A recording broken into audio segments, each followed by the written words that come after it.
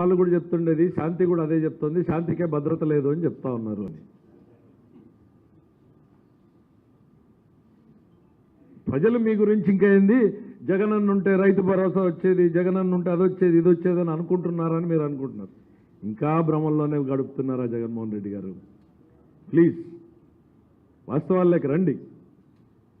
రాజకీయాల్లో ప్రతిపక్షం ఉండాలి అని మేము కోరుకుంటాం.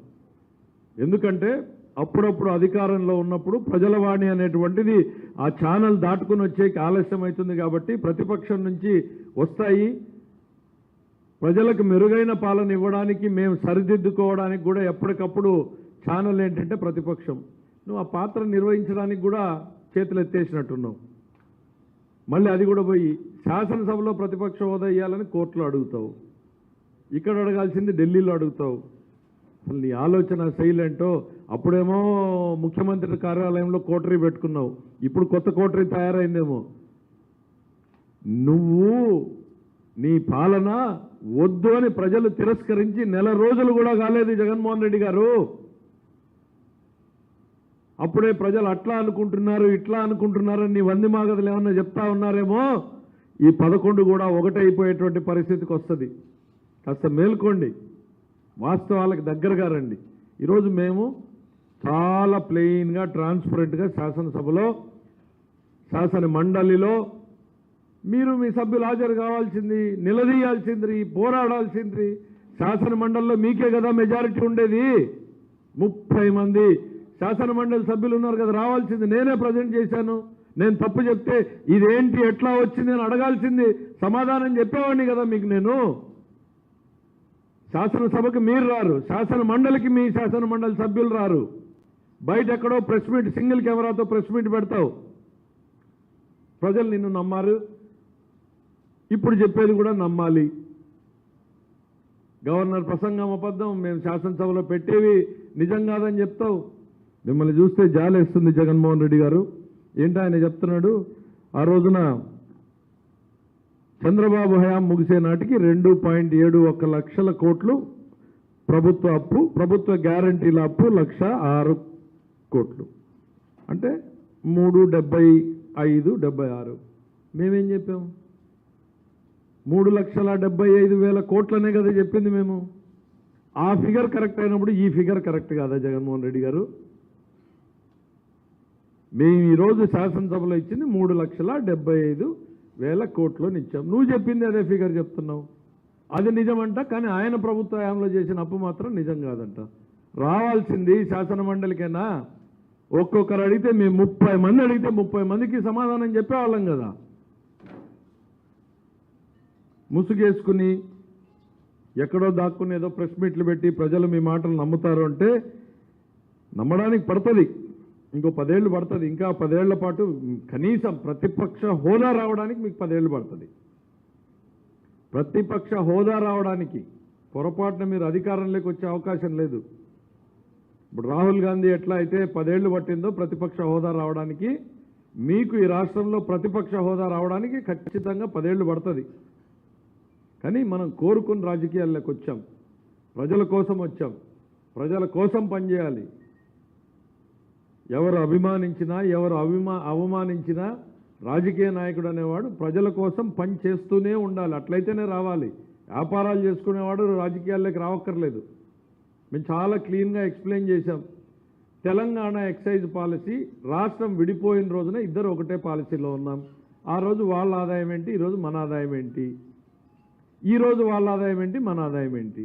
తేడా వచ్చింది. మరి ఆ మిగిలిన డబ్బులు ఎక్కడికి పోయినాయి? కన్జంప్షన్ సేమ్ ఉంది. అక్కడ ఎంతమంది మందు తాగుతున్నారో దాదాపు అంతే స్థాయిలో ఇక్కడ తాగుతున్నారు. అక్కడ 10-12 వేల కోట్లు ఎక్స్ట్రా వచ్చింది. మరి తెలంగాణ కన్నా రేట్లు ఎక్కువ ఉన్న ఆంధ్ర రాష్ట్రంలో ఆ 10-12 వేల కోట్లు ఎక్కడికి పోయినాయి? ఇవన్నీ ప్రజలు తెలుసుకోవాలని ఉత్సాహంగా ఎదురు చూస్తున్నారు. ఫ్రీ ఇసుక తెలంగాణలో 375 రూపాయలు, మీరు 475 రూపాయలు. తెలంగాణలో ఎంత ఆదాయం వచ్చింది, ఇక్కడ ఎంత ఆదాయం వచ్చింది? ఆ తేడా ఎక్కడికి పోయింది? మీరు సభలోకి వస్తే మేము కూడా కొన్ని క్లారిఫికేషన్లో మీరు చేసిన దాంట్లో మాకు అర్థం కాని ఏదో చాలా చెప్తున్నారు కదా, మీరు తెలుసుకునే వాళ్ళం. మేమే తెలియనివి తెలుసుకునే దానికోసం సిగ్గుపడం, తెలియకపోతే తెలియదు అని చెప్పేసి కోరుకుంటాం. ఇక నుంచైనా శాసనసభకు వచ్చే ప్రయత్నం చేయండి. ఇంకా ఏంటి, బడ్జెట్ పెట్టలేని పరిస్థితి పెట్టారు కదా మీరు. ఏ సంఖ్యని మీరు ట్రాన్స్పరెంట్గా పెట్టారు? CFMS comprehensive financial management system పెట్టాం. ఎవరైనా ఇట్లా కొడితే ఈరోజు రాష్ట్రంలో ఏ శాఖలో ఎన్ని అప్పులు ఉన్నాయి, ఎంత క్యాష్ ఫ్లో ఉంది, ఎంత ఇన్కమ్ ఉంది, ఎంత అవుట్ఫ్లో ఉంది అని ముఖ్యమంత్రి డాష్ బోర్డు పెట్టేవాళ్ళం. ప్రతిపక్షంలో నువ్వు ఉండి చూసుకున్నావు కదా. ఈ రోజున సిఎఫ్ఎంఎస్లోకి సరిగ్గా అప్లోడ్ చేయకుండానే కదా ఈ సమస్యలన్నీ కూడా. మీరు బిల్లు ఇవ్వాలనుకున్న వాళ్ళకి రాత్రి 11 గంటలకి 11:45 సిఎఫ్ఎంఎస్ లాక్ ఓపెన్ చేస్తారు. మీకు కావాల్సిన బిల్లులు అప్లోడ్ అవుతాయి, డబ్బులు 12 గంటలకు రిలీజ్ అవుతాయి, 12:03 మళ్ళీ సిఎఫ్ఎంఎస్ లాక్ అయిపోతుంది. మరి వాస్తవాలు ఎక్కడి నుంచి వస్తాయి? ఈరోజు అధికారులు మ్యాక్సిమం మీరేసిన వాళ్ళే ఉన్నారు. ఫస్ట్ మేము వచ్చిన మొదటి వారంలో ఏందయ్యా అప్పుల పత్రాన్ని స్టేట్మెంట్ పెట్టండి అని అంటే వాళ్ళు ఇచ్చింది మీరు చెప్పినట్టు 6 లక్షల కోట్లు, 7 కూడా కాదు 6 లక్షల కోట్లు అన్నారు. అయ్యా ప్రతిపక్షంలో ఉన్నప్పుడు ఇదిగో ఈ శాఖలు ఉన్నాయి చూడండి, వాళ్ళు కొత్తగా ఇటు అటు పొజిషన్లు మారినారు. అవును సార్ కరెక్టే, పెరిగినాయి, పెరుగుతా వస్తూనే ఉన్నాయి. తవ్విన కొద్దీ ఇది పాపాల పుట్ట పెరిగినట్టు పెరుగుతూ ఉంది. కాంట్రాక్టర్లకు బిల్లులు పెండింగ్ ఎంత ఉన్నాయి చెప్పండి అని అడిగాం. ఫస్ట్ డే 8,000 కోట్లు అన్నారు. మీరు నమ్ముతారా? ఎవరొద్దు, మీరు నమ్ముతారా? ముందు 8,000 కోట్లు ఈ రాష్ట్రంలో ఉన్నాయంటే అయ్యా ఇది నమ్మశక్యంగా లేదు అంటే వారానికి 12,000 కోట్లయింది, మళ్ళీ వారానికి 18,000 కోట్లయింది, మళ్ళీ వారానికి 28,000 కోట్లయింది. ఇవే క్రియేటెడ్ కాదు కదా. మీరు సిఎఫ్ఎంఎస్లోకి అప్లోడ్ చేయలేదు, చేస్తే ఒక్క బటన్ కొడితే వచ్చేది. వాళ్ళు హెచ్ఓడిని అడగల్లా, హెచ్ఓడి దగ్గర సమాచారం లేదు, జిల్లా సంబంధించిన సిఈను ఎస్సీని అడగల్లా. వాళ్ళ కొత్త సమస్య పెట్టారు. ఏంటి కొత్త ఆదేశాలు ఇచ్చారంట, మేము చెప్పేంత వరకు మీరు ఎంబుక్లు రికార్డ్ చేయకూడదని. పని శాంక్షన్ అయింది, పని అయిపోయింది, కానీ ఎంబుక్ రికార్డు కాలేదు. ఎంబుక్ రికార్డ్ అయితే తప్ప ఆయన బుక్లో రాసుకుని అన్నింటినీ రాష్ట్ర ప్రజలకు ఈరోజు వివరించినట్టుగానే ఇంకా పెరుగుతూనే ఉన్నాయి. నీ పెన్షన్లు కదా పెంచినట్టు 250 పెంచినట్టు నీ అప్పుల చిట్టాలు కూడా పెరుగుతూనే ఉన్నాయి. నేనేదో టెన్షన్గా ఇచ్చానన్నాడు, ఇచ్చావు కదా. సంవత్సరానికి 250 రూపాయలు పెంచి ఇచ్చావు కదా. మేము ఎట్లా ఇచ్చామో చూశారు కదా. దయచేసి నేను కోరేది భ్రమల్లో బతకద్దండి జగన్మోహన్ రెడ్డి గారు. రాజకీయ నాయకుడికి అభిమానులు ఉంటారు, అవమానించే వాళ్ళు ఉంటారు. నేను నా అనుభవంతో చెప్తున్నా, అభిమానించినా అవమానించినా ప్రజల కోసం పనిచేయాలి. అట్లా కోరుకున్నవాడు మాత్రమే రాజకీయాల్లోకి రావాలి, ఉండాలి. నేను అధికారంలో ఉండి జేజేలు కొట్టించుకోవడానికి మాత్రమే అనంటే ప్రతిపక్ష హోదా 10 ఏళ్లకు కూడా మీకు రాదు. Thank you.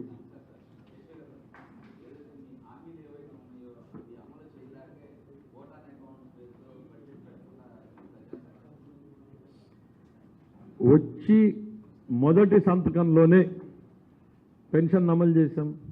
మామూలు కమిట్మెంట్, అది మామూలు కమిట్మెంట్. 4,000 నుంచి 15,000 రూపాయల వరకు ఇస్తున్నాం వికలాంగులకి. మేము డిఎస్సి 16,000 పోస్టింగ్లు పిలిచాం. ఎంత ఫైనాన్షియల్ కమిట్మెంట్ అది.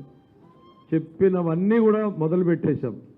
నువ్వు చేసినటువంటి పాప ఫలితాన్ని నేను చెప్తున్నా. సెక్రటరేట్లో ప్రతిరోజు రాత్రి 10 గంటల వరకు, నేను కౌన్సిల్ సాక్షిగా చెప్పొచ్చాను ఆన్ రికార్డు, ప్రతిరోజు 10 గంటల వరకు కూర్చుని మీ రికార్డులు మా అధికారులు ఎదురు కూర్చుంటే తప్ప వాస్తవాలు వెలుగులోకి రావడం లేదు. నీ పాపం, మీరు చేసిన పాపం, వ్యవస్థల్ని భ్రష్టు పట్టించిన పాపం, వాటి వాస్తవ పరిస్థితి తెలుసుకోవడానికి ఇంకా ఒక నెలన్నర రోజుల్లో పడుతుంది. కాబట్టి కంప్లీట్ అవ్వగానే బడ్జెట్ పెడతాం. మేము ఏం చేయాలనుకుంటున్నామో స్పష్టంగా చెప్తాం.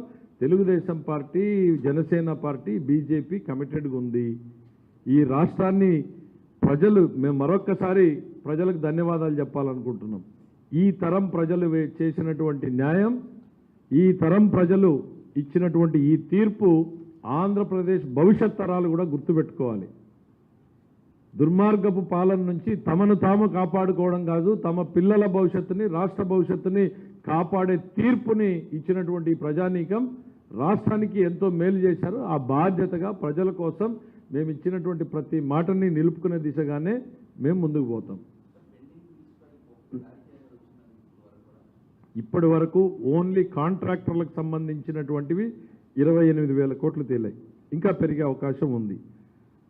ఆఖరికి చిన్న పిల్లలకు సంబంధించినటువంటి డైట్ ఛార్జెస్ పెండింగు, చిక్కీలు ఏదో గొప్పగా చెప్పుకున్నాడు, చిక్కీల బిల్లులు పెండింగు. హాస్పిటల్స్ మీకు ఒక విషయం చెప్తా, మెడికల్ ఇన్ఫ్రాస్ట్రక్చర్ డిపార్ట్మెంటు బిల్లులు ఎంత పెండింగు? 6,000 కోట్ల రూపాయలు పెండింగు.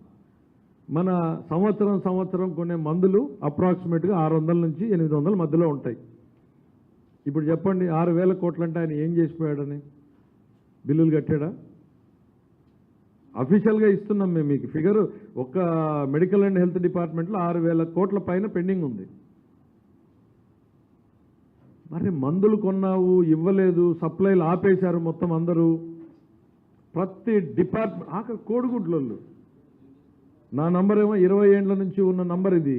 ప్లస్ రాష్ట్రంలో నాకు ప్రతిరోజు శాసన మండలిలో చెప్పా, 400 మంది 500 మందిని ప్రతిరోజు చూస్తున్నా. వీళ్ళెవరు రాజకీయ నాయకులు కాదు, కార్యకర్తలు కాదు, ఇంకోరు కాదు. రాష్ట్రంలో పెండింగ్ బిల్లులు, ఉద్యోగుల జీతాలు భత్యాలు ఆపేసినవి, ఎర్న్ లీవ్స్ ఆపేసినవి, పెన్షన్లు ఆపేసినవి, ఇవన్నీ అర్థం చేసుకుని సరిదిద్దడానికి టైం పడుతుంది, కానీ అర్థం చేసుకోవడానికి ఖచ్చితంగా ఇంకా 4 రోజులు వాస్తవ పరిస్థితి రావడానికి అయితే పడుతుంది. ఇప్పుడు చూపించినటువంటి అప్పు 9,75,000 కోట్లు కూడా ఖచ్చితంగా పెరుగుతుంది. మేమేదో 12 లక్షల కోట్లు చెప్పామంటే అయినా అవ్వచ్చు 12 లక్షల కోట్లు, ఆశ్చర్యం ఏం లేదు.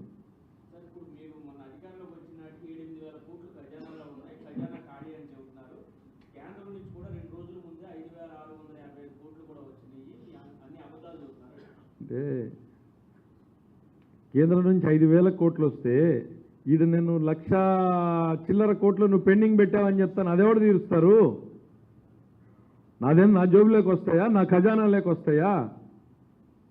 ఈరోజు వాస్తవం ఎంతలో ఉన్నారు, ఈ నిమిషంలో ఎంత మైనస్లో ఉన్నారు అనేటువంటిది అడగండి. డెఫినెట్గా అది -9,000 -12,000 కోట్లు ఉంటుంది. కరెక్ట్గా ఫిగర్ చెప్పలేకపోవచ్చు, కానీ నువ్వు చెప్పినట్టు పాజిటివ్లో ఏం లేదు. ఈ సంవత్సరం గడవడానికి ఎంత కావాలి అనేది శాసనమండలిలో నేను చెప్పాను, క్లియర్గా చెప్పాను, శాఖల వారీగా చెప్పాము. ఏదో అకౌంట్లోకి వస్తే వచ్చినంత మాత్రంలో నువ్వు ఇవ్వాల్సిన వాడికి డెఫినెట్గా ఈ రాష్ట్రాన్ని అన్ని రకాలుగా, మరీ ముఖ్యంగా ఆర్థిక అరాచకం జరిగింది. జగన్మోహన్ రెడ్డి గారు ఎకానమీని చంపేశాడు. దాంతో మళ్ళీ రీస్టార్ట్ చేయడానికి సమయం పడుతుంది. ఖచ్చితంగా రీస్టార్ట్ చేస్తాం, రీబిల్డ్ చేస్తాం.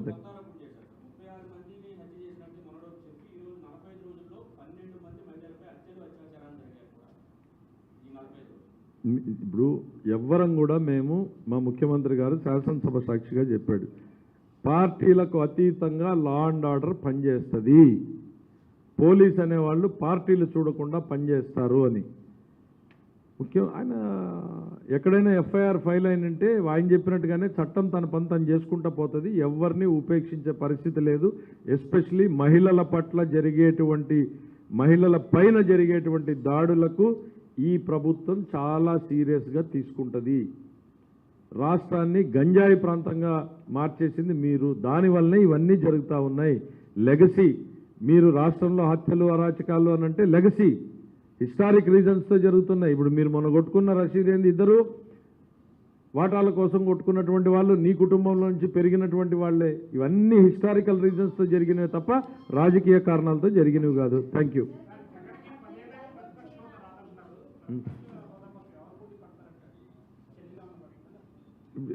పోటీ అక్కర్లా. ఇప్పుడు రాహుల్ గాంధీ కూడా ఈయనలాగానే కోర్టుకు వెళ్ళాడు, నాకు ప్రతిపక్ష హోదా కావాలి అని. కోర్టు ఏం తీర్పిచ్చిందో అదన్నా ఈయన చదువుకుని ఉండాలి, చదువుకోలేదు. ఆయనకు 10 ఏళ్ళు పట్టింది, ఈయనకి అంతే పడుతుంది. ఎందుకంటే అదే రూట్లో వెళ్తున్నాడు ఈయన, ఎక్కడ కూడా డీవియేషన్ లేదు. 10 ఏళ్లకి ప్రతిపక్ష హోదా వస్తే రావచ్చు. పూట చర్చించడానికి పోయాను నా భవిష్యత్ కార్యక్రమం మీద అని, దానికి ముసుగులు ఎందుకు? హత్యలు జరిగితే ఓ రోజు డీజీపీకి రిప్రజెంటేషన్ ఇవ్వడమో, ఇక్కడున్న గవర్నర్ గారిని కలవడమో, ఇక్కడున్న జాబితాలు చెప్పడమో ఇదేమీ లేదు. నేరుగా ఢిల్లీకి వెళ్ళిపోతారు మీరు. చెప్పండి నేరుగా, అరే పార్లమెంట్ జరుగుతోంది, అన్ని నాయకులు వచ్చారు, భవిష్యత్తు అగమ్య గోచరంగా కనపడుతోంది, ఒకవైపు కేసులు ఇక్కడ ప్రారంభం కాబోతున్నాయి, ఇండియా కూటమి ఏమన్నా రెస్క్యూకి వస్తుందని మీరు మాట్లాడాలనుకున్నారు, పోయారు. ధైర్యంగా పోండి. దానికి ఇంకా ఇన్ని ముసుగులు ఎందుకు? అక్కడికి పోయేదో జరిగింది. పోనీ అక్కడన్నా జాబితా విడుదల చేశారా? లేదు. శాంతి భద్రతలు లేవు అని మీరు అంటున్నారు. ఇందాక లోపలికి వస్తూ ఉంటే ఎవరో చెప్తా ఉన్నారు, అదే సార్ వాళ్ళు కూడా చెప్తుండేది, శాంతి కూడా అదే చెప్తుంది, శాంతికే భద్రత లేదు అని చెప్తా ఉన్నారు అని. ప్రజలు మీ గురించి ఇంకా ఏంది, జగనన్న ఉంటే రైతు భరోసా వచ్చేది, జగనన్న ఉంటే అది వచ్చేది ఇది వచ్చేది అని అనుకుంటున్నారని మీరు అనుకుంటున్నారు. ఇంకా భ్రమంలోనే గడుపుతున్నారా జగన్మోహన్ రెడ్డి గారు? ప్లీజ్ వాస్తవాల్లోకి రండి. రాజకీయాల్లో ప్రతిపక్షం ఉండాలి అని మేము కోరుకుంటాం. ఎందుకంటే అప్పుడప్పుడు అధికారంలో ఉన్నప్పుడు ప్రజల వాణి అనేటువంటిది ఆ ఛానల్ దాటుకుని వచ్చేకి ఆలస్యం అవుతుంది. కాబట్టి ప్రతిపక్షం నుంచి వస్తాయి. ప్రజలకు మెరుగైన పాలన ఇవ్వడానికి, మేము సరిదిద్దుకోవడానికి కూడా ఎప్పటికప్పుడు ఛానల్ ఏంటంటే ప్రతిపక్షం. నువ్వు ఆ పాత్ర నిర్వహించడానికి కూడా చేతులు ఎత్తేసినట్టున్నావు. మళ్ళీ అది కూడా పోయి శాసనసభలో ప్రతిపక్ష హోదా ఇవ్వాలని కోర్టులో అడుగుతావు, ఇక్కడ అడగాల్సింది ఢిల్లీలో అడుగుతావు. అసలు నీ ఆలోచన శైలేంటో. అప్పుడేమో ముఖ్యమంత్రి కార్యాలయంలో కోటరీ పెట్టుకున్నావు, ఇప్పుడు కొత్త కోటరీ తయారైందేమో. నువ్వు నీ పాలన వద్దు అని ప్రజలు తిరస్కరించి నెల రోజులు కూడా కాలేదు జగన్మోహన్ రెడ్డి గారు. అప్పుడే ప్రజలు అట్లా అనుకుంటున్నారు ఇట్లా అనుకుంటున్నారని నీ వంది మాగదులు ఏమన్నా చెప్తా ఉన్నారేమో. ఈ 11 కూడా ఒకటైపోయేటువంటి పరిస్థితికి వస్తుంది. కాస్త మేల్కోండి, వాస్తవాలకు దగ్గరగా రండి. ఈరోజు మేము చాలా ప్లెయిన్గా ట్రాన్స్పరెంట్గా శాసనసభలో శాసన మండలిలో మీరు మీ సభ్యులు హాజరు కావాల్సింది, నిలదీయాల్సింది, పోరాడాల్సింది. శాసన మండలిలో మీకే కదా మెజారిటీ ఉండేది. 30 మంది శాసన మండలి సభ్యులు ఉన్నారు కదా, రావాల్సింది. నేనే ప్రజెంట్ చేశాను. నేను తప్పు చెప్తే ఇదేంటి ఎట్లా వచ్చింది అని అడగాల్సింది, సమాధానం చెప్పేవాడిని కదా మీకు. నేను శాసనసభకు మీరు రారు, శాసన మండలికి మీ శాసన మండలి సభ్యులు రారు. బయట ఎక్కడో ప్రెస్ మీట్, సింగిల్ కెమెరాతో ప్రెస్ మీట్ పెడతావు. ప్రజలు నిన్ను నమ్మారు, ఇప్పుడు చెప్పేది కూడా నమ్మాలి. గవర్నర్ ప్రసంగం అబద్ధం, మేము శాసనసభలో పెట్టేవి నిజం కాదని చెప్తావు. మిమ్మల్ని చూస్తే జాలేస్తుంది జగన్మోహన్ రెడ్డి గారు. ఏంటి ఆయన చెప్తున్నాడు, ఆ రోజున చంద్రబాబు హయాం ముగిసే నాటికి 2.71 లక్షల కోట్లు ప్రభుత్వ అప్పు, ప్రభుత్వ గ్యారంటీల అప్పు 1,06 కోట్లు, అంటే 375-76. మేమేం చెప్పాము? 3,75,000 కోట్లనే కదా చెప్పింది మేము. ఆ ఫిగర్ కరెక్ట్ అయినప్పుడు ఈ ఫిగర్ కరెక్ట్ కాదా జగన్మోహన్ రెడ్డి గారు? మేము ఈరోజు శాసనసభలో ఇచ్చింది 3,75,000 కోట్లు ఇచ్చాం. నువ్వు చెప్పింది అదే ఫిగర్ చెప్తున్నావు. అది నిజమంట, కానీ ఆయన ప్రభుత్వ హయాంలో చేసిన అప్పు మాత్రం నిజం కాదంట. రావాల్సింది శాసన మండలికైనా. ఒక్కొక్కరు అడిగితే మేము 30 మంది అడిగితే 30 మందికి సమాధానం చెప్పేవాళ్ళం కదా. ముసుగేసుకుని ఎక్కడో దాక్కుని ఏదో ప్రెస్ మీట్లు పెట్టి ప్రజలు మీ మాటలు నమ్ముతారు అంటే నమ్మడానికి పడుతుంది. ఇంకో 10 ఏళ్ళు పడుతుంది. ఇంకా 10 ఏళ్ల పాటు కనీసం ప్రతిపక్ష హోదా రావడానికి మీకు 10 ఏళ్ళు పడుతుంది. ప్రతిపక్ష హోదా రావడానికి పొరపాటున మీరు అధికారంలోకి వచ్చే అవకాశం లేదు. ఇప్పుడు రాహుల్ గాంధీ ఎట్లా అయితే 10 ఏళ్ళు పట్టిందో ప్రతిపక్ష హోదా రావడానికి, మీకు ఈ రాష్ట్రంలో ప్రతిపక్ష హోదా రావడానికి ఖచ్చితంగా 10 ఏళ్ళు పడుతుంది. కానీ మనం కోరుకుని రాజకీయాల్లోకి వచ్చాం, ప్రజల కోసం వచ్చాం, ప్రజల కోసం పనిచేయాలి.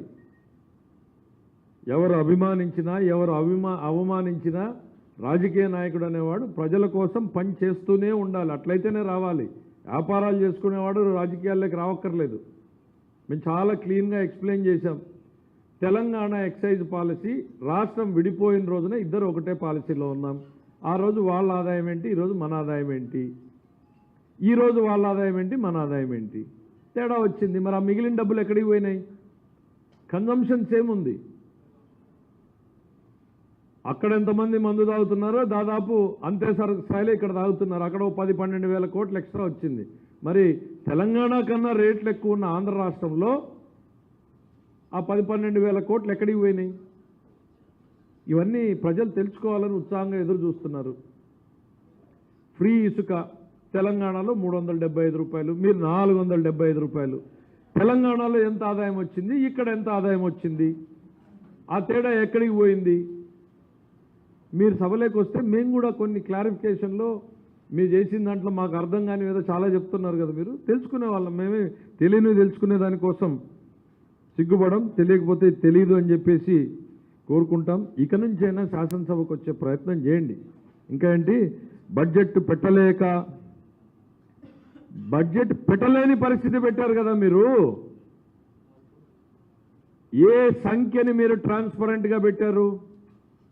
CFMS comprehensive financial management system పెట్టాం. ఎవరైనా ఇట్లా కొడితే ఈరోజు రాష్ట్రంలో ఏ శాఖలో ఎన్ని అప్పులు ఉన్నాయి, ఎంత క్యాష్ ఫ్లో ఉంది, ఎంత ఇన్కమ్ ఉంది, ఎంత అవుట్ఫ్లో ఉంది అని ముఖ్యమంత్రి డాష్ బోర్డు పెట్టేవాళ్ళం. ప్రతిపక్షంలో నువ్వు ఉండి చూసుకున్నావు కదా. ఈ రోజున సిఎఫ్ఎంఎస్లోకి సరిగ్గా అప్లోడ్ చేయకుండానే కదా ఈ సమస్యలన్నీ కూడా. మీరు బిల్లు ఇవ్వాలనుకున్న వాళ్ళకి రాత్రి 11 గంటలకి 11:45 సిఎఫ్ఎంఎస్ లాక్ ఓపెన్ చేస్తారు. మీకు కావాల్సిన బిల్లులు అప్లోడ్ అవుతాయి, డబ్బులు 12 గంటలకు రిలీజ్ అవుతాయి, 12:03 మళ్ళీ సిఎఫ్ఎంఎస్ లాక్ అయిపోతుంది. మరి వాస్తవాలు ఎక్కడి నుంచి వస్తాయి?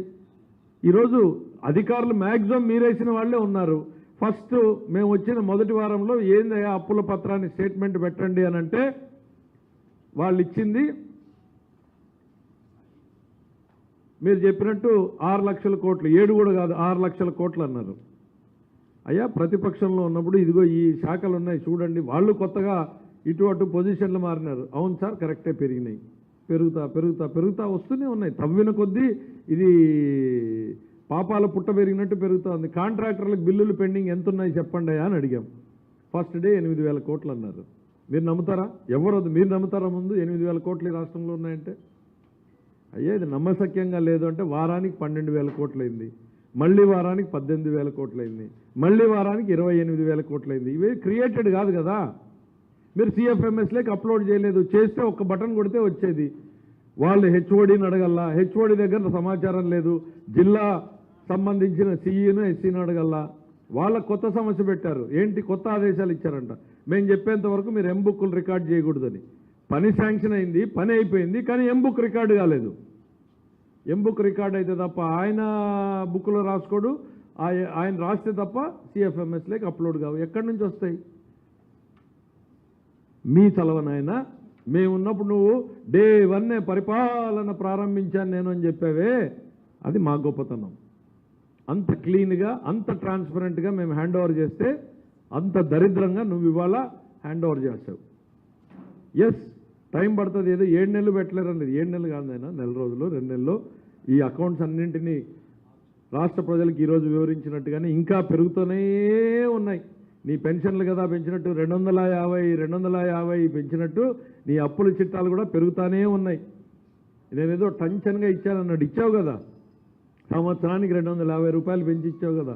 మేము ఎట్లా ఇచ్చామో చూశారు కదా. దయచేసి నేను కోరేది భ్రమల్లో బతకద్దండి జగన్మోహన్ రెడ్డి గారు. రాజకీయ నాయకుడికి అభిమానులు ఉంటారు, అవమానించే వాళ్ళు ఉంటారు.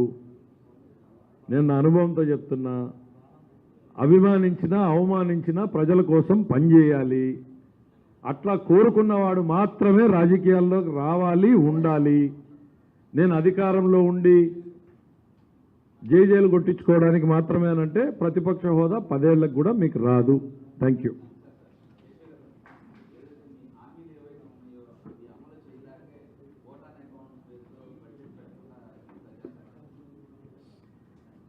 వచ్చి మొదటి సంతకంలోనే పెన్షన్ అమలు చేశాం.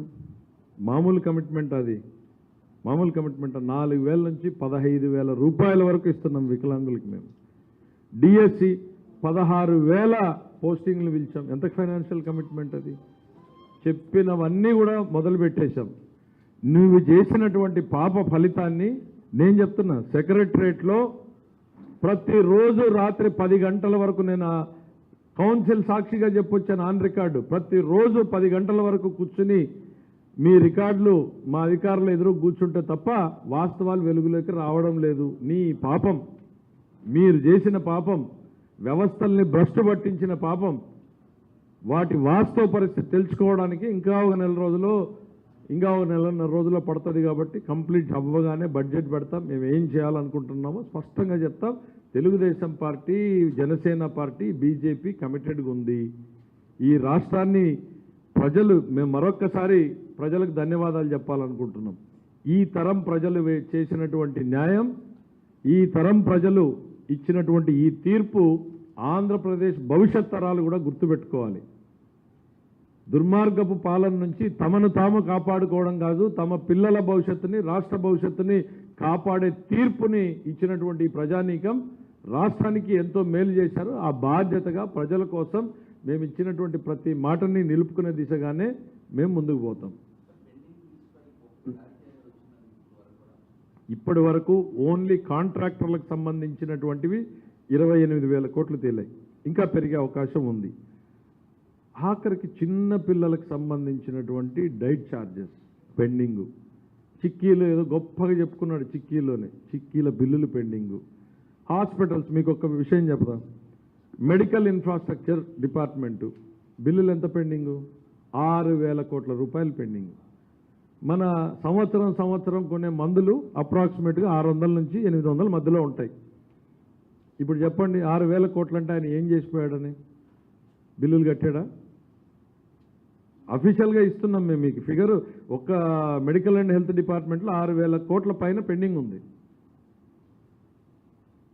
మరి మందులు కొన్నావు, ఇవ్వలేదు, సప్లైలు ఆపేశారు మొత్తం అందరూ. ప్రతి డిపార్ట్మెంట్, ఆఖరి కోడిగుడ్లోళ్ళు, నా నంబర్ ఏమో 20 ఏండ్ల నుంచి ఉన్న నంబర్ ఇది. ప్లస్ రాష్ట్రంలో ఇది నాకు ప్రతిరోజు శాసన మండలిలో చెప్పా, 400 మంది 500 మందిని ప్రతిరోజు చూస్తున్నా. వీళ్ళెవరు రాజకీయ నాయకులు కాదు, కార్యకర్తలు కాదు, ఇంకోరు కాదు. రాష్ట్రంలో పెండింగ్ బిల్లులు, ఉద్యోగుల జీతాలు భత్యాలు ఆపేసినవి, ఎర్న్ లీవ్స్ ఆపేసినవి, పెన్షన్లు ఆపేసినవి, ఇవన్నీ అర్థం చేసుకుని సరిదిద్దడానికి టైం పడుతుంది, కానీ అర్థం చేసుకోవడానికి ఖచ్చితంగా ఇంకా 1 రోజులు వాస్తవ పరిస్థితి రావడానికి అయితే పడుతుంది. ఇప్పుడు చూపించినటువంటి అప్పు 9,75,000 కోట్లు కూడా ఖచ్చితంగా పెరుగుతుంది. మేమేదో 12 లక్షల కోట్లు చెప్పామంటే అయినా అవ్వచ్చు 12 లక్షల కోట్లు, ఆశ్చర్యం ఏం లేదు.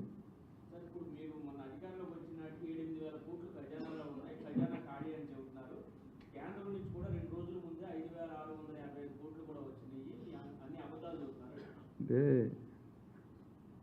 కేంద్రం నుంచి 5,000 కోట్లు వస్తే ఈడ నేను 1,00,000 చిల్లర కోట్లు నువ్వు పెండింగ్ పెట్టావని చెప్తాను, అదెవడు తీరుస్తారు? నా జోబులోకి వస్తాయా? నా ఖజానాలోకి వస్తాయా? ఈరోజు వాస్తవం ఎంతలో ఉన్నారు, ఈ నిమిషంలో ఎంత మైనస్లో ఉన్నారు అనేటువంటిది అడగండి. డెఫినెట్గా అది -9,000 -12,000 కోట్లో ఉంటుంది.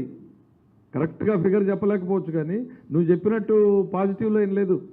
ఈ రోజు ఈ సంవత్సరం గడవడానికి ఎంత కావాలి అనేది శాసనమండలిలో నేను చెప్పాను, క్లియర్గా చెప్పాను, శాఖల వారీగా చెప్పాము.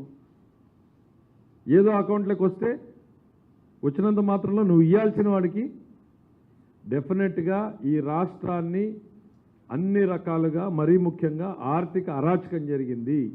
జగన్మోహన్ రెడ్డి గారు ఎకానమీని చంపేశాడు. దాంతో మళ్ళీ రీస్టార్ట్ చేయడానికి సమయం పడుతుంది. ఖచ్చితంగా రీస్టార్ట్ చేస్తాం, రీబిల్డ్ చేస్తాం.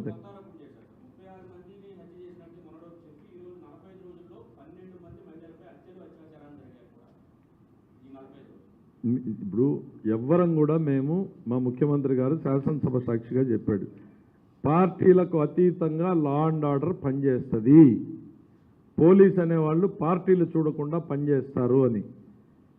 ముఖ్యం ఆయన ఎక్కడైనా ఎఫ్ఐఆర్ ఫైల్ అయినంటే ఆయన చెప్పినట్టుగానే చట్టం తన పని తను చేసుకుంటూ పోతుంది. ఎవరిని ఉపేక్షించే పరిస్థితి లేదు. ఎస్పెషలీ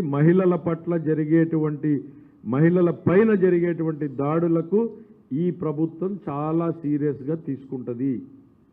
రాష్ట్రాన్ని గంజాయి ప్రాంతంగా మార్చేసింది మీరు, దానివల్లనే ఇవన్నీ జరుగుతూ ఉన్నాయి.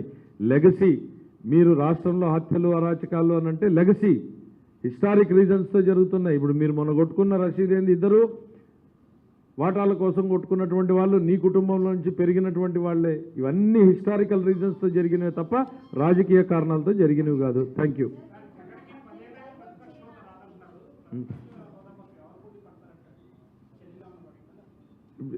పోటీ అక్కర్లా. ఇప్పుడు రాహుల్ గాంధీ కూడా ఈయనలాగానే కోర్టుకు వెళ్ళాడు, నాకు ప్రతిపక్ష హోదా కావాలి అని. కోర్టు ఏం తీర్పిచ్చిందో అదన్నా ఈయన చదువుకుని ఉండాలి, చదువుకోలేదు. ఆయనకు 10 ఏళ్ళు పట్టింది, ఈయనకి అంతే పడుతుంది. ఎందుకంటే అదే రూట్లో వెళ్తున్నాడు ఈయన, ఎక్కడ కూడా డీవియేషన్ లేదు.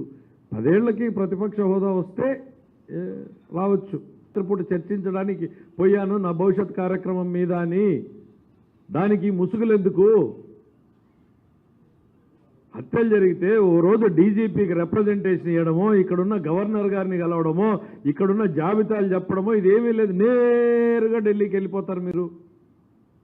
చెప్పండి నేరుగా, అరే పార్లమెంట్ జరుగుతోంది, అన్ని నాయకులు వచ్చారు, భవిష్యత్తు అగమ్య గోచరంగా కనపడుతోంది, ఒకవైపు కేసులు ఇక్కడ ప్రారంభం కాబోతున్నాయి, ఇండియా కూటమి ఏమన్నా రెస్క్యూకి వస్తుందని మీరు మాట్లాడాలనుకున్నారు, పోయారు. ధైర్యంగా పోండి, దానికి ఇంకా ఇన్ని ముసుగులు ఎందుకు? అక్కడికి పోయేదో జరిగింది, పోనీ అక్కడన్నా జాబితా విడుదల చేశారా? లేదు.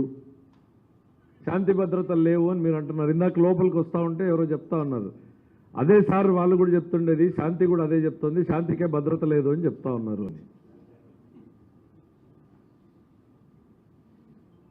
ప్రజలు మీ గురించి ఇంకా ఏంది, జగనన్న ఉంటే రైతు భరోసా వచ్చేది, జగనన్న ఉంటే అది వచ్చేది ఇది వచ్చేది అని అనుకుంటున్నారని మీరు అనుకుంటున్నారు. ఇంకా భ్రమంలోనే గడుపుతున్నారా జగన్మోహన్ రెడ్డి గారు? ప్లీజ్ వాస్తవాల్లోకి రండి. రాజకీయాల్లో ప్రతిపక్షం ఉండాలి అని మేము కోరుకుంటాం. ఎందుకంటే అప్పుడప్పుడు అధికారంలో ఉన్నప్పుడు ప్రజల వాణి అనేటువంటిది ఆ ఛానల్ దాటుకుని వచ్చేకి ఆలస్యం అవుతుంది. కాబట్టి ప్రతిపక్షం నుంచి వస్తాయి, ప్రజలకు మెరుగైన పాలన ఇవ్వడానికి, మేము సరిదిద్దుకోవడానికి కూడా ఎప్పటికప్పుడు ఛానల్ ఏంటంటే ప్రతిపక్షం. నువ్వు ఆ పాత్ర నిర్వహించడానికి కూడా చేతులు ఎత్తేసినట్టున్నావు. మళ్ళీ అది కూడా పోయి శాసనసభలో ప్రతిపక్ష హోదా ఇవ్వాలని కోర్టులో అడుగుతావు, ఇక్కడ అడగాల్సింది ఢిల్లీలో అడుగుతావు. అసలు నీ ఆలోచన శైలేంటో. అప్పుడేమో ముఖ్యమంత్రి కార్యాలయంలో కోటరీ పెట్టుకున్నావు, ఇప్పుడు కొత్త కోటరీ తయారైందేమో. నువ్వు నీ పాలన వద్దు అని ప్రజలు తిరస్కరించి నెల రోజులు కూడా కాలేదు జగన్మోహన్ రెడ్డి గారు. అప్పుడే ప్రజలు అట్లా అనుకుంటున్నారు ఇట్లా అనుకుంటున్నారని నీ వంది మాగదులు ఏమన్నా చెప్తా ఉన్నారేమో. ఈ 11 కూడా ఒకటైపోయేటువంటి పరిస్థితికి వస్తుంది. కాస్త మేల్కోండి, వాస్తవాలకు దగ్గరగా రండి. ఈరోజు మేము చాలా ప్లెయిన్గా ట్రాన్స్పరెంట్గా శాసనసభలో శాసన మండలిలో మీరు మీ సభ్యులు హాజరు కావాల్సింది, నిలదీయాల్సింది, పోరాడాల్సింది. శాసన మండలిలో మీకే కదా మెజారిటీ ఉండేది. 30 మంది శాసన మండలి సభ్యులు ఉన్నారు కదా, రావాల్సింది. నేనే ప్రజెంట్ చేశాను. నేను తప్పు చెప్తే ఇదేంటి ఎట్లా వచ్చింది అని అడగాల్సింది, సమాధానం చెప్పేవాడిని కదా మీకు. నేను శాసనసభకు మీరు రారు, శాసన మండలికి మీ శాసన మండలి సభ్యులు రారు. బయట ఎక్కడో ప్రెస్ మీట్, సింగిల్ కెమెరాతో ప్రెస్ మీట్ పెడతావు. ప్రజలు నిన్ను నమ్మారు, ఇప్పుడు చెప్పేది కూడా నమ్మాలి. గవర్నర్ ప్రసంగం అబద్ధం, మేము శాసనసభలో పెట్టేవి నిజం కాదని చెప్తావు. మిమ్మల్ని చూస్తే జాలేస్తుంది జగన్మోహన్ రెడ్డి గారు. ఏంటో ఆయన చెప్తున్నాడు, ఆ రోజున చంద్రబాబు హయాం ముగిసే నాటికి 2.71 లక్షల కోట్లు ప్రభుత్వ అప్పు, ప్రభుత్వ గ్యారంటీల అప్పు 1,06 కోట్లు, అంటే 375-76. మేమేం చెప్పాము? 3,75,000 కోట్లనే కదా చెప్పింది మేము. ఆ ఫిగర్ కరెక్ట్ అయినప్పుడు ఈ ఫిగర్ కరెక్ట్ కాదా జగన్మోహన్ రెడ్డి గారు? మేము ఈరోజు శాసనసభలో ఇచ్చింది 3,75,000 కోట్లు ఇచ్చాం. నువ్వు చెప్పింది అదే ఫిగర్ చెప్తున్నావు. అది నిజమంట, కానీ ఆయన ప్రభుత్వ హయాంలో చేసిన అప్పు మాత్రం నిజం కాదంట. రావాల్సింది శాసన మండలికైనా ఒక్కొక్కరు అడిగితే, మేము 30 మంది అడిగితే 30 మందికి సమాధానం చెప్పేవాళ్ళం కదా. ముసుగేసుకుని ఎక్కడో దాక్కుని ఏదో ప్రెస్ మీట్లు పెట్టి ప్రజలు మీ మాటలు నమ్ముతారు అంటే నమ్మడానికి పడుతుంది. ఇంకో 10 ఏళ్ళు పడుతుంది. ఇంకా 10 ఏళ్ల పాటు కనీసం ప్రతిపక్ష హోదా రావడానికి మీకు 10 ఏళ్ళు పడుతుంది. ప్రతిపక్ష హోదా రావడానికి పొరపాటున మీరు అధికారంలోకి వచ్చే అవకాశం లేదు. ఇప్పుడు రాహుల్ గాంధీ ఎట్లా అయితే 10 ఏళ్ళు పట్టిందో ప్రతిపక్ష హోదా రావడానికి, మీకు ఈ రాష్ట్రంలో ప్రతిపక్ష హోదా రావడానికి ఖచ్చితంగా 10 ఏళ్ళు పడుతుంది. కానీ మనం కోరుకుని రాజకీయాల్లోకి వచ్చాం, ప్రజల కోసం వచ్చాం, ప్రజల కోసం పనిచేయాలి. ఎవరు అభిమానించినా ఎవరు అవమానించినా రాజకీయ నాయకుడు అనేవాడు ప్రజల కోసం పని చేస్తూనే ఉండాలి. అట్లయితేనే రావాలి. వ్యాపారాలు చేసుకునేవాడు రాజకీయాల్లోకి రావక్కర్లేదు. మేము చాలా క్లీన్గా ఎక్స్ప్లెయిన్ చేశాం. తెలంగాణ ఎక్సైజ్ పాలసీ రాష్ట్రం విడిపోయిన రోజున ఇద్దరు ఒకటే పాలసీలో ఉన్నాం. ఆ రోజు వాళ్ళ ఆదాయం ఏంటి, ఈరోజు మన ఆదాయం ఏంటి, ఈరోజు వాళ్ళ ఆదాయం ఏంటి, మన ఆదాయం ఏంటి, తేడా వచ్చింది. మరి ఆ మిగిలిన డబ్బులు ఎక్కడికి పోయినాయి? కన్జంప్షన్ సేమ్ ఉంది. అక్కడ ఎంతమంది మందు తాగుతున్నారో దాదాపు అంతే స్థాయిలో ఇక్కడ తాగుతున్నారు. అక్కడ 10-12 వేల కోట్లు ఎక్స్ట్రా వచ్చింది. మరి తెలంగాణ కన్నా రేట్లు ఎక్కువ ఉన్న ఆంధ్ర రాష్ట్రంలో ఆ 10-12 వేల కోట్లు ఎక్కడికి పోయినాయి? ఇవన్నీ ప్రజలు తెలుసుకోవాలని ఉత్సాహంగా ఎదురు చూస్తున్నారు. ఫ్రీ ఇసుక తెలంగాణలో 375 రూపాయలు, మీరు 475 రూపాయలు. తెలంగాణలో ఎంత ఆదాయం వచ్చింది, ఇక్కడ ఎంత ఆదాయం వచ్చింది, ఆ తేడా ఎక్కడికి పోయింది? మీరు సభలోకి వస్తే మేము కూడా కొన్ని క్లారిఫికేషన్లో మీరు చేసిన దాంట్లో మాకు అర్థం కాని ఏదో చాలా చెప్తున్నారు కదా, మీరు తెలుసుకునే వాళ్ళం. మేమే తెలియనివి తెలుసుకునే దానికోసం సిగ్గుపడం, తెలియకపోతే తెలియదు అని చెప్పేసి కోరుకుంటాం. ఇక నుంచైనా శాసనసభకు వచ్చే ప్రయత్నం చేయండి. ఇంకా ఏంటి, బడ్జెట్ పెట్టలేని పరిస్థితి పెట్టారు కదా మీరు. ఏ సంఖ్యని మీరు ట్రాన్స్పరెంట్గా పెట్టారు? CFMS comprehensive financial management system పెట్టాం. ఎవరైనా ఇట్లా కొడితే ఈరోజు రాష్ట్రంలో ఏ శాఖలో ఎన్ని అప్పులు ఉన్నాయి, ఎంత క్యాష్ ఫ్లో ఉంది, ఎంత ఇన్కమ్ ఉంది, ఎంత అవుట్ఫ్లో ఉంది అని ముఖ్యమంత్రి డాష్ బోర్డు పెట్టేవాళ్ళం. ప్రతిపక్షంలో నువ్వు ఉండి చూసుకున్నావు కదా. ఈ రోజున CFMSలోకి సరిగ్గా అప్లోడ్ చేయకుండానే కదా ఈ సమస్యలన్నీ కూడా. మీరు బిల్లు ఇవ్వాలనుకున్న వాళ్ళకి రాత్రి 11 గంటలకి 11:45 CFMS లాక్ ఓపెన్ చేస్తారు. మీకు కావాల్సిన బిల్లులు అప్లోడ్ అవుతాయి, డబ్బులు 12 గంటలకు రిలీజ్ అవుతాయి, 12:03 మళ్ళీ CFMS లాక్ అయిపోతుంది. మరి వాస్తవాలు ఎక్కడి నుంచి వస్తాయి? ఈరోజు అధికారులు మ్యాక్సిమం మీరేసిన వాళ్ళే ఉన్నారు. ఫస్ట్ మేము వచ్చిన మొదటి వారంలో ఏందయ్యా అప్పుల పత్రాన్ని స్టేట్మెంట్ పెట్టండి అని అంటే వాళ్ళు ఇచ్చింది మీరు చెప్పినట్టు 6 లక్షల కోట్లు, 7 కూడా కాదు 6 లక్షల కోట్లు అన్నారు. అయ్యా ప్రతిపక్షంలో ఉన్నప్పుడు ఇదిగో ఈ శాఖలు ఉన్నాయి చూడండి, వాళ్ళు కొత్తగా ఇటు అటు పొజిషన్లు మారినారు. అవును సార్ కరెక్టే, పెరిగినాయి, పెరుగుతా వస్తూనే ఉన్నాయి. తవ్విన కొద్దీ ఇది పాపాల పుట్ట పెరిగినట్టు పెరుగుతూ ఉంది. కాంట్రాక్టర్లకు బిల్లులు పెండింగ్ ఎంత ఉన్నాయి చెప్పండి అని అడిగాం. ఫస్ట్ డే 8,000 కోట్లు అన్నారు. మీరు నమ్ముతారా? ఎవరొద్దు, మీరు నమ్ముతారా? ముందు 8,000 కోట్లు ఈ రాష్ట్రంలో ఉన్నాయంటే అయ్యా ఇది నమ్మశక్యంగా లేదు అంటే వారానికి 12,000 కోట్లయింది, మళ్ళీ వారానికి 18,000 కోట్లయింది, మళ్ళీ వారానికి 28,000 కోట్లయింది. ఇవే క్రియేటెడ్ కాదు కదా. మీరు CFMSలోకి అప్లోడ్ చేయలేదు, చేస్తే ఒక్క బటన్ కొడితే వచ్చేది. వాళ్ళు HODని అడగల్లా, HOD దగ్గర సమాచారం లేదు, జిల్లా సంబంధించిన CEను SCను అడగల్లా. వాళ్ళ కొత్త సమస్య పెట్టారు. ఏంటి కొత్త ఆదేశాలు ఇచ్చారంట. మేము చెప్పేంత వరకు మీరు ఎంబుక్లు రికార్డ్ చేయకూడదని. పని శాంక్షన్ అయింది, పని అయిపోయింది, కానీ ఎంబుక్ రికార్డు కాలేదు. ఎంబుక్ రికార్డ్ అయితే తప్ప ఆయన బుక్లో రాసుకోడు, ఆయన రాస్తే తప్ప CFMSలోకి అప్లోడ్ కావు. ఎక్కడి నుంచి వస్తాయి? మీ చలవనైనా మేమున్నప్పుడు నువ్వు డే 1 పరిపాలన ప్రారంభించాను నేను అని చెప్పావే, అది మా గొప్పతనం. అంత క్లీన్గా అంత ట్రాన్స్పరెంట్గా మేము హ్యాండ్ ఓవర్ చేస్తే అంత దరిద్రంగా నువ్వు ఇవాళ హ్యాండ్ ఓవర్ చేస్తావు. ఎస్ టైం పడుతుంది, ఏదో 7 నెలలు పెట్టలేరండి. 7 నెలలు కాదైనా, నెల రోజులు 2 నెలల్లో ఈ అకౌంట్స్ అన్నింటినీ రాష్ట్ర ప్రజలకు ఈరోజు వివరించినట్టుగానే ఇంకా పెరుగుతూనే ఉన్నాయి. నీ పెన్షన్లు కదా పెంచినట్టు 250 పెంచినట్టు నీ అప్పుల చిట్టాలు కూడా పెరుగుతూనే ఉన్నాయి. నేనేదో టెన్షన్గా ఇచ్చానన్నాడు, ఇచ్చావు కదా. సంవత్సరానికి 250 రూపాయలు పెంచి ఇచ్చావు కదా. మేము ఎట్లా ఇచ్చామో చూశారు కదా. దయచేసి నేను కోరేది భ్రమల్లో బతకద్దండి జగన్మోహన్ రెడ్డి గారు. రాజకీయ నాయకుడికి అభిమానులు ఉంటారు, అవమానించే వాళ్ళు ఉంటారు. నేను నా అనుభవంతో చెప్తున్నా, అభిమానించినా అవమానించినా ప్రజల కోసం పనిచేయాలి. అట్లా కోరుకున్నవాడు మాత్రమే రాజకీయాల్లోకి రావాలి, ఉండాలి. నేను అధికారంలో ఉండి జైలు కొట్టించుకోవడానికి మాత్రమే అనంటే ప్రతిపక్ష హోదా 10 ఏళ్లకు కూడా మీకు రాదు. Thank you.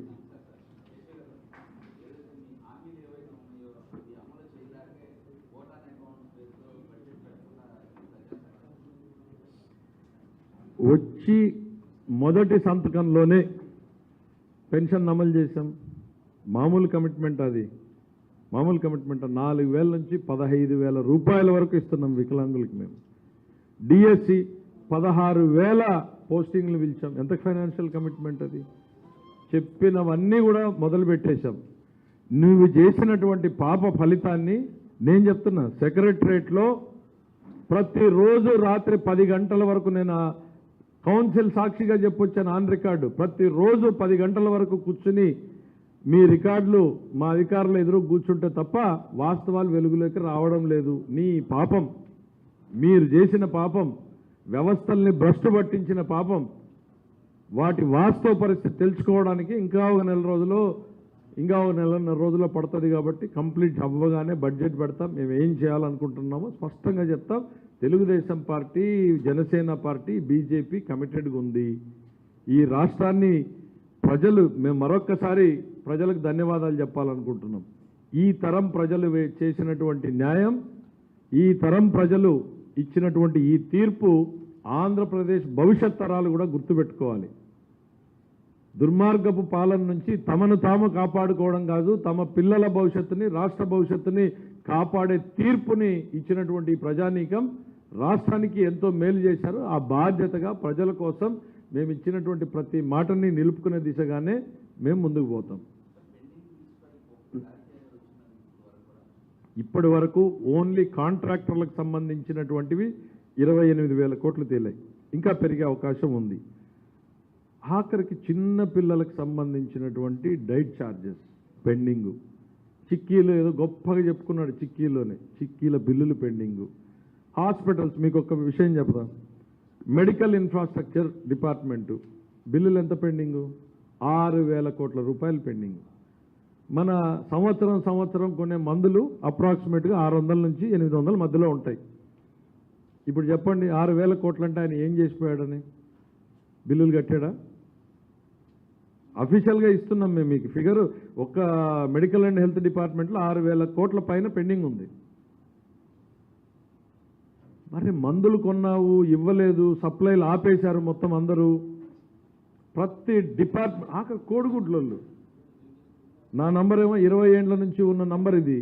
ప్లస్ రాష్ట్రంలో నాకు ప్రతిరోజు శాసన మండలిలో చెప్పా, 400 మంది 500 మందిని ప్రతిరోజు చూస్తున్నా. వీళ్ళెవరు రాజకీయ నాయకులు కాదు, కార్యకర్తలు కాదు, ఇంకోరు కాదు. రాష్ట్రంలో పెండింగ్ బిల్లులు, ఉద్యోగుల జీతాలు భత్యాలు ఆపేసినవి, ఎర్న్ లీవ్స్ ఆపేసినవి, పెన్షన్లు ఆపేసినవి, ఇవన్నీ అర్థం చేసుకుని సరిదిద్దడానికి టైం పడుతుంది. కానీ అర్థం చేసుకోవడానికి ఖచ్చితంగా ఇంకా 1 రోజులు వాస్తవ పరిస్థితి రావడానికైతే పడుతుంది. ఇప్పుడు చూపించినటువంటి అప్పు 9,75,000 కోట్లు కూడా ఖచ్చితంగా పెరుగుతుంది.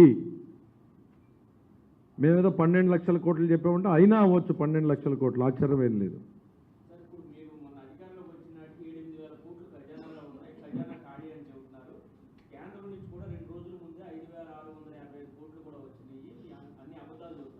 అంటే కేంద్రం నుంచి 5,000 కోట్లు వస్తే ఈడ నేను 1,00,000 చిల్లర కోట్లు నువ్వు పెండింగ్ పెట్టావని చెప్తాను. అదెవడు తీరుస్తారు? నా జోబులోకి వస్తాయా? నా ఖజానాలోకి వస్తాయా? ఈరోజు వాస్తవం ఎంతలో ఉన్నారు, ఈ నిమిషంలో ఎంత మైనస్లో ఉన్నారు అనేటువంటిది అడగండి. డెఫినెట్గా అది -9,000 -12,000 కోట్లో ఉంటుంది. కరెక్ట్గా ఫిగర్ చెప్పలేకపోవచ్చు, కానీ నువ్వు చెప్పినట్టు పాజిటివ్లో ఏం లేదు. ఈ సంవత్సరం గడవడానికి ఎంత కావాలి అనేది శాసనమండలిలో నేను చెప్పాను, క్లియర్గా చెప్పాను. శాఖల వారీగా చెప్పాము. ఏదో అకౌంట్లోకి వస్తే వచ్చినంత మాత్రంలో నువ్వు ఇవ్వాల్సిన వాడికి డెఫినెట్గా ఈ రాష్ట్రాన్ని అన్ని రకాలుగా, మరీ ముఖ్యంగా ఆర్థిక అరాచకం జరిగింది. జగన్మోహన్ రెడ్డి గారు ఎకానమీని చంపేశాడు. దాంతో మళ్ళీ రీస్టార్ట్ చేయడానికి సమయం పడుతుంది. ఖచ్చితంగా రీస్టార్ట్ చేస్తాం, రీబిల్డ్ చేస్తాం.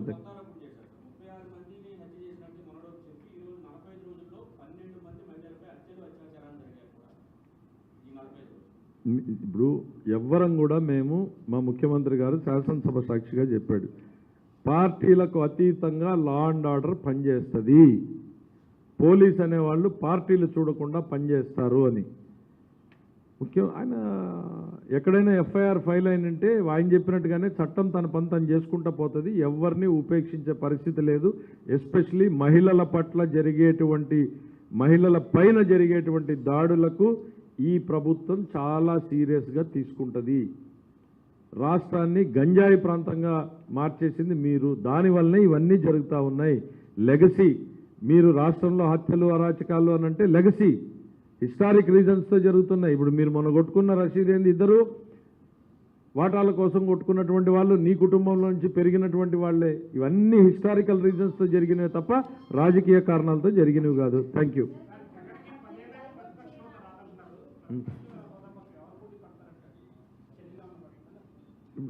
పోటీ అక్కర్లా. ఇప్పుడు రాహుల్ గాంధీ కూడా ఈయనలాగానే కోర్టుకు వెళ్ళాడు, నాకు ప్రతిపక్ష హోదా కావాలి అని. కోర్టు ఏం తీర్పిచ్చిందో అదన్నా ఈయన చదువుకుని ఉండాలి, చదువుకోలేదు. ఆయనకు 10 ఏళ్ళు పట్టింది, ఈయనకి అంతే పడుతుంది. ఎందుకంటే అదే రూట్లో వెళ్తున్నాడు ఈయన, ఎక్కడ కూడా డీవియేషన్ లేదు. 10 ఏళ్లకి ప్రతిపక్ష హోదా వస్తే రావచ్చు. పూట చర్చించడానికి పోయాను నా భవిష్యత్ కార్యక్రమం మీద అని. దానికి ముసుగులు ఎందుకు? హత్యలు జరిగితే ఓ రోజు డీజీపీకి రిప్రజెంటేషన్ ఇవ్వడమో, ఇక్కడున్న గవర్నర్ గారిని కలవడమో, ఇక్కడున్న జాబితాలు చెప్పడమో ఇదేమీ లేదు. నేరుగా ఢిల్లీకి వెళ్ళిపోతారు మీరు. చెప్పండి నేరుగా, అరే పార్లమెంట్ జరుగుతోంది, అన్ని నాయకులు వచ్చారు, భవిష్యత్తు అగమ్య గోచరంగా కనపడుతోంది, ఒకవైపు కేసులు ఇక్కడ ప్రారంభం కాబోతున్నాయి, ఇండియా కూటమి ఏమన్నా రెస్క్యూకి వస్తుందని మీరు మాట్లాడాలనుకున్నారు, పోయారు. ధైర్యంగా పోండి. దానికి ఇంకా ఇన్ని ముసుగులు ఎందుకు? అక్కడికి పోయేదో జరిగింది, పోనీ అక్కడన్నా జాబితా విడుదల చేశారా? లేదు. శాంతి భద్రతలు లేవు అని మీరు అంటున్నారు. ఇందాక లోపలికి వస్తూ ఉంటే ఎవరో చెప్తా ఉన్నారు, అదే సార్ వాళ్ళు కూడా చెప్తుండేది, శాంతి కూడా అదే చెప్తుంది, శాంతికే భద్రత లేదు అని చెప్తా ఉన్నారు అని. ప్రజలు మీ గురించి ఇంకా ఏంది, జగనన్న ఉంటే రైతు భరోసా వచ్చేది, జగనన్న ఉంటే అది వచ్చేది ఇది వచ్చేది అని అనుకుంటున్నారని మీరు అనుకుంటున్నారు. ఇంకా భ్రమంలోనే గడుపుతున్నారా జగన్మోహన్ రెడ్డి గారు? ప్లీజ్ వాస్తవాల్లోకి రండి. రాజకీయాల్లో ప్రతిపక్షం ఉండాలి అని మేము కోరుకుంటాం. ఎందుకంటే అప్పుడప్పుడు అధికారంలో ఉన్నప్పుడు ప్రజల వాణి అనేటువంటిది ఆ ఛానల్ దాటుకుని వచ్చేకి ఆలస్యం అవుతుంది. కాబట్టి ప్రతిపక్షం నుంచి వస్తాయి. ప్రజలకు మెరుగైన పాలన ఇవ్వడానికి, మేము సరిదిద్దుకోవడానికి కూడా ఎప్పటికప్పుడు ఛానల్ ఏంటంటే ప్రతిపక్షం. నువ్వు ఆ పాత్ర నిర్వహించడానికి కూడా చేతులు ఎత్తేసినట్టున్నావు. మళ్ళీ అది కూడా పోయి శాసనసభలో ప్రతిపక్ష హోదా ఇవ్వాలని కోర్టులో అడుగుతావు, ఇక్కడ అడగాల్సింది ఢిల్లీలో అడుగుతావు. అసలు నీ ఆలోచన శైలేంటో. అప్పుడేమో ముఖ్యమంత్రి కార్యాలయంలో కోటరీ పెట్టుకున్నావు, ఇప్పుడు కొత్త కోటరీ తయారైందేమో. నువ్వు నీ పాలన వద్దు అని ప్రజలు తిరస్కరించి నెల రోజులు కూడా కాలేదు జగన్మోహన్ రెడ్డి గారు. అప్పుడే ప్రజలు అట్లా అనుకుంటున్నారు ఇట్లా అనుకుంటున్నారని నీ వంది మాగదులు ఏమన్నా చెప్తా ఉన్నారేమో. ఈ 11 కూడా ఒకటైపోయేటువంటి పరిస్థితికి వస్తుంది. కాస్త మేల్కోండి, వాస్తవాలకు దగ్గరగా రండి. ఈరోజు మేము చాలా ప్లెయిన్గా ట్రాన్స్పరెంట్గా శాసనసభలో శాసన మండలిలో మీరు మీ సభ్యులు హాజరు కావాల్సింది, నిలదీయాల్సింది, పోరాడాల్సింది. శాసన మండలిలో మీకే కదా మెజారిటీ ఉండేది. 30 మంది శాసన మండలి సభ్యులు ఉన్నారు కదా, రావాల్సింది. నేనే ప్రజెంట్ చేశాను. నేను తప్పు చెప్తే ఇదేంటి ఎట్లా వచ్చింది అని అడగాల్సింది, సమాధానం చెప్పేవాడిని కదా మీకు నేను. శాసనసభకు మీరు రారు, శాసన మండలికి మీ శాసన మండలి సభ్యులు రారు. బయట ఎక్కడో ప్రెస్ మీట్, సింగిల్ కెమెరాతో ప్రెస్ మీట్ పెడతావు. ప్రజలు నిన్ను నమ్మారు, ఇప్పుడు చెప్పేది కూడా నమ్మాలి. గవర్నర్ ప్రసంగం అబద్ధం, మేము శాసనసభలో పెట్టేవి నిజం కాదని చెప్తావు. మిమ్మల్ని చూస్తే జాలేస్తుంది జగన్మోహన్ రెడ్డి గారు. ఏంటో ఆయన చెప్తున్నాడు, ఆ రోజున చంద్రబాబు హయాం ముగిసే నాటికి 2.71 లక్షల కోట్లు ప్రభుత్వ అప్పు, ప్రభుత్వ గ్యారంటీల అప్పు 1,06 కోట్లు, అంటే 375-76. మేమేం చెప్పాము? 3,75,000 కోట్లనే కదా చెప్పింది మేము. ఆ ఫిగర్ కరెక్ట్ అయినప్పుడు ఈ ఫిగర్ కరెక్ట్ కాదా జగన్మోహన్ రెడ్డి గారు? మేము ఈరోజు శాసనసభలో ఇచ్చింది 3,75,000 కోట్లు ఇచ్చాం. నువ్వు చెప్పింది అదే ఫిగర్ చెప్తున్నావు. అది నిజమంట, కానీ ఆయన ప్రభుత్వ హయాంలో చేసిన అప్పు మాత్రం నిజం కాదంట. రావాల్సింది శాసన మండలికైనా. ఒక్కొక్కరు అడిగితే మేము 30 మంది అడిగితే 30 మందికి సమాధానం చెప్పేవాళ్ళం కదా. ముసుగేసుకుని ఎక్కడో దాక్కుని ఏదో ప్రెస్ మీట్లు పెట్టి ప్రజలు మీ మాటలు నమ్ముతారు అంటే నమ్మడానికి పడుతుంది. ఇంకో 10 ఏళ్ళు పడుతుంది. ఇంకా 10 ఏళ్ల పాటు కనీసం ప్రతిపక్ష హోదా రావడానికి మీకు 10 ఏళ్ళు పడుతుంది. ప్రతిపక్ష హోదా రావడానికి పొరపాటున మీరు అధికారంలోకి వచ్చే అవకాశం లేదు. ఇప్పుడు రాహుల్ గాంధీ ఎట్లా అయితే 10 ఏళ్ళు పట్టిందో ప్రతిపక్ష హోదా రావడానికి, మీకు ఈ రాష్ట్రంలో ప్రతిపక్ష హోదా రావడానికి ఖచ్చితంగా 10 ఏళ్ళు పడుతుంది. కానీ మనం కోరుకుని రాజకీయాల్లోకి వచ్చాం, ప్రజల కోసం వచ్చాం, ప్రజల కోసం పనిచేయాలి. ఎవరు అభిమానించినా ఎవరు అవమానించినా రాజకీయ నాయకుడు అనేవాడు ప్రజల కోసం పని చేస్తూనే ఉండాలి. అట్లయితేనే రావాలి. వ్యాపారాలు చేసుకునేవాడు రాజకీయాల్లోకి రావక్కర్లేదు. మేము చాలా క్లీన్గా ఎక్స్ప్లెయిన్ చేశాం. తెలంగాణ ఎక్సైజ్ పాలసీ రాష్ట్రం విడిపోయిన రోజున ఇద్దరు ఒకటే పాలసీలో ఉన్నాం.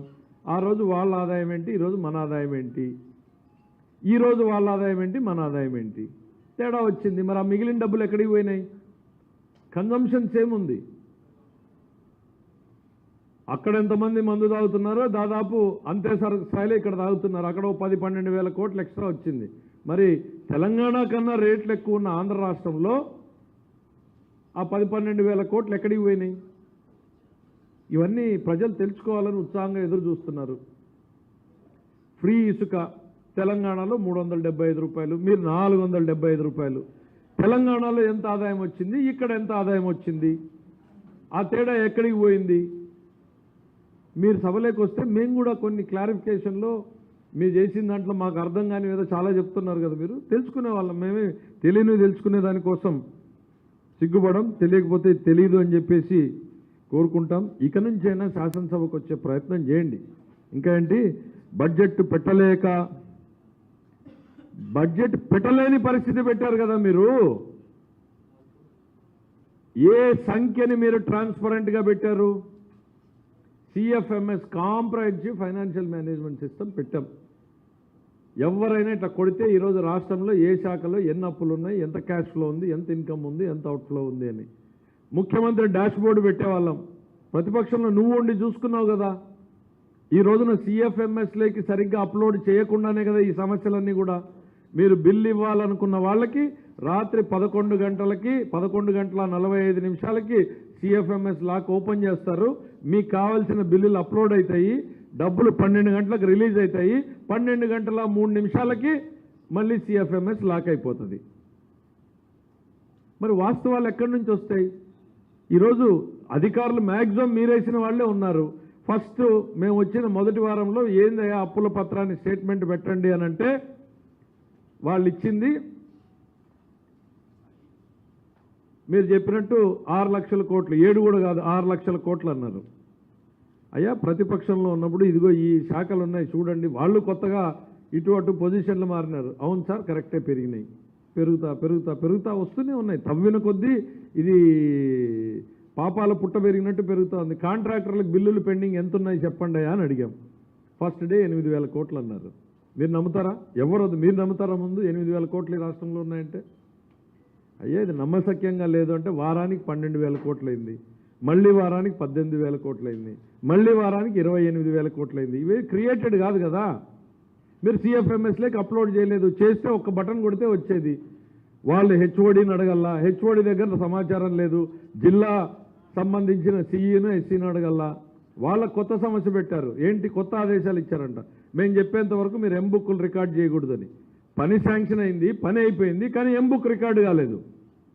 ఎంబుక్ రికార్డ్ అయితే తప్ప ఆయన బుక్లో రాసుకోడు, ఆయన రాస్తే తప్ప CFMSలోకి అప్లోడ్ కావు. ఎక్కడి నుంచి వస్తాయి? మీ చలవనైనా మేమున్నప్పుడు నువ్వు డే 1 పరిపాలన ప్రారంభించాను నేను అని చెప్పావే, అది మా గొప్పతనం.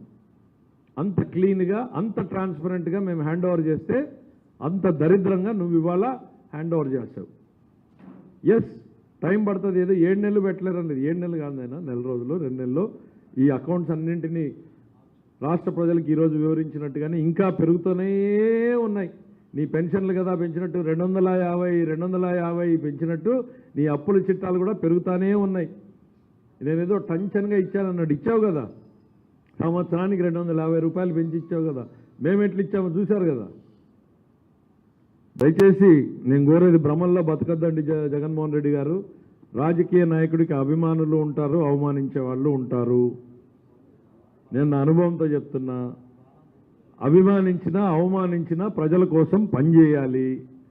అట్లా కోరుకున్నవాడు మాత్రమే రాజకీయాల్లోకి రావాలి, ఉండాలి. నేను అధికారంలో ఉండి జేజేలు కొట్టించుకోవడానికి మాత్రమే అనంటే ప్రతిపక్ష హోదా 10 ఏళ్లకు కూడా మీకు రాదు. Thank you.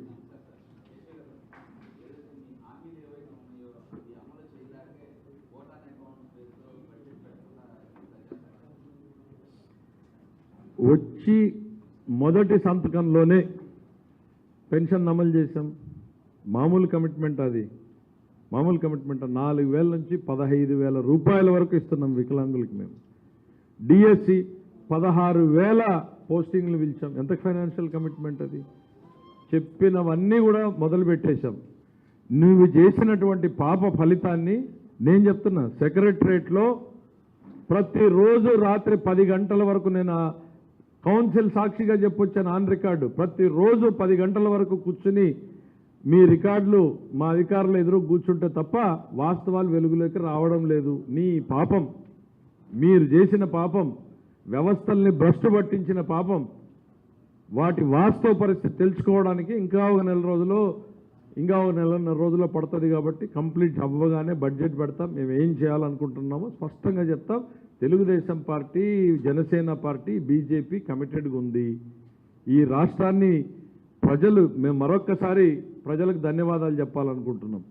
ఈ తరం ప్రజలు చేసినటువంటి న్యాయం, ఈ తరం ప్రజలు ఇచ్చినటువంటి ఈ తీర్పు ఆంధ్రప్రదేశ్ భవిష్యత్ తరాలు కూడా గుర్తుపెట్టుకోవాలి. దుర్మార్గపు పాలన నుంచి తమను తాము కాపాడుకోవడం కాదు, తమ పిల్లల భవిష్యత్తుని, రాష్ట్ర భవిష్యత్తుని కాపాడే తీర్పుని ఇచ్చినటువంటి ప్రజానీకం రాష్ట్రానికి ఎంతో మేలు చేశారు. ఆ బాధ్యతగా ప్రజల కోసం మేము ఇచ్చినటువంటి ప్రతి మాటని నిలుపుకునే దిశగానే మేము ముందుకు పోతాం. ఇప్పటి వరకు ఓన్లీ కాంట్రాక్టర్లకు సంబంధించినటువంటివి 28,000 కోట్లు తేలాయి. ఇంకా పెరిగే అవకాశం ఉంది. ఆఖరికి చిన్న పిల్లలకు సంబంధించినటువంటి డైట్ ఛార్జెస్ పెండింగు. చిక్కీలు ఏదో గొప్పగా చెప్పుకున్నాడు, చిక్కీల బిల్లులు పెండింగు. హాస్పిటల్స్, మీకు ఒక విషయం చెప్తాం. మెడికల్ ఇన్ఫ్రాస్ట్రక్చర్ డిపార్ట్మెంటు బిల్లులు ఎంత పెండింగు? 6,000 కోట్ల రూపాయలు పెండింగు. మన సంవత్సరం కొనే మందులు అప్రాక్సిమేట్గా 600 నుంచి 800 మధ్యలో ఉంటాయి. ఇప్పుడు చెప్పండి, 6,000 కోట్లు అంటే ఆయన ఏం చేసిపోయాడని? బిల్లులు కట్టాడా? అఫీషియల్గా ఇస్తున్నాం మేము మీకు ఫిగరు. ఒక మెడికల్ అండ్ హెల్త్ డిపార్ట్మెంట్లో 6,000 కోట్ల పైన పెండింగ్ ఉంది. మరి మందులు కొన్నావు, ఇవ్వలేదు, సప్లైలు ఆపేశారు మొత్తం అందరూ. ప్రతి డిపార్ట్మెంట్, ఆఖరి కోడిగుడ్లు, నా నంబర్ ఏమో 20 ఏండ్ల నుంచి ఉన్న నంబర్ ఇది. ప్లస్ రాష్ట్రంలో నాకు ప్రతిరోజు శాసన మండలిలో చెప్పా, 400 మంది 500 మందిని ప్రతిరోజు చూస్తున్నా. వీళ్ళెవరు రాజకీయ నాయకులు కాదు, కార్యకర్తలు కాదు, ఇంకోరు కాదు. రాష్ట్రంలో పెండింగ్ బిల్లులు, ఉద్యోగుల జీతాలు భత్యాలు ఆపేసినవి, ఎర్న్ లీవ్స్ ఆపేసినవి, పెన్షన్లు ఆపేసినవి, ఇవన్నీ అర్థం చేసుకుని సరిదిద్దడానికి టైం పడుతుంది. కానీ అర్థం చేసుకోవడానికి ఖచ్చితంగా ఇంకా 1 రోజులు వాస్తవ పరిస్థితి రావడానికి అయితే పడుతుంది. ఇప్పుడు చూపించినటువంటి అప్పు 9,75,000 కోట్లు కూడా ఖచ్చితంగా పెరుగుతుంది. మేమేదో 12 లక్షల కోట్లు చెప్పామంటే అయినా అవ్వచ్చు 12 లక్షల కోట్లు, ఆశ్చర్యం ఏం లేదు.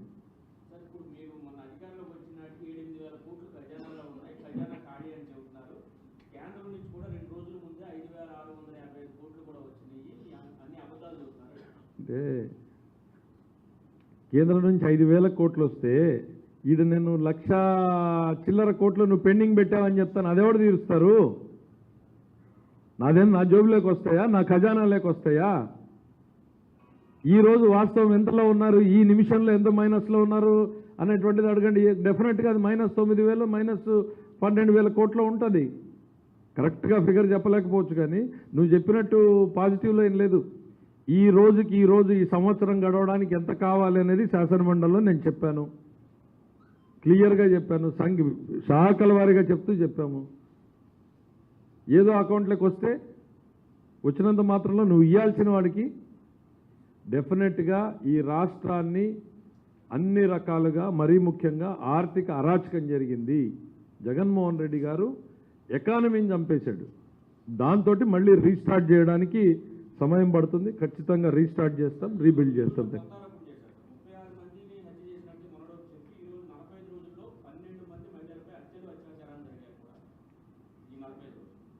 ఇప్పుడు ఎవ్వరం కూడా మేము మా ముఖ్యమంత్రి గారు శాసనసభ సాక్షిగా చెప్పాడు, పార్టీలకు అతీతంగా లా అండ్ ఆర్డర్ పనిచేస్తుంది, పోలీస్ అనేవాళ్ళు పార్టీలు చూడకుండా పనిచేస్తారు అని. ముఖ్యం ఆయన ఎక్కడైనా ఎఫ్ఐఆర్ ఫైల్ అయినంటే ఆయన చెప్పినట్టుగానే చట్టం తన పని తను చేసుకుంటూ పోతుంది, ఎవరిని ఉపేక్షించే పరిస్థితి లేదు. ఎస్పెషలీ మహిళల పట్ల జరిగేటువంటి, మహిళల పైన జరిగేటువంటి దాడులకు ఈ ప్రభుత్వం చాలా సీరియస్గా తీసుకుంటుంది. రాష్ట్రాన్ని గంజాయి ప్రాంతంగా మార్చేసింది మీరు, దానివల్లనే ఇవన్నీ జరుగుతూ ఉన్నాయి. లెగసీ, మీరు రాష్ట్రంలో హత్యలు అరాచకాలు అని అంటే లెగసీ, హిస్టారిక్ రీజన్స్తో జరుగుతున్నాయి. ఇప్పుడు మీరు మొన్న కొట్టుకున్న రషీద్ ఏంది, ఇద్దరు వాటాల కోసం కొట్టుకున్నటువంటి వాళ్ళు నీ కుటుంబంలో నుంచి పెరిగినటువంటి వాళ్ళే. ఇవన్నీ హిస్టారికల్ రీజన్స్తో జరిగినవి తప్ప రాజకీయ కారణాలతో జరిగినవి కాదు. Thank you.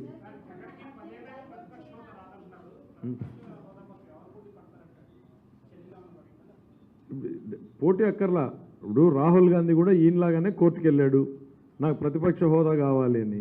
కోర్టు ఏం తీర్పిచ్చిందో అదన్నా ఈయన చదువుకుని ఉండాలి, చదువుకోలేదు. ఆయనకు 10 ఏళ్ళు పట్టింది, ఈయనకి అంతే పడుతుంది, ఎందుకంటే అదే రూట్లో వెళ్తున్నాడు ఈయన, ఎక్కడ కూడా డీవియేషన్ లేదు.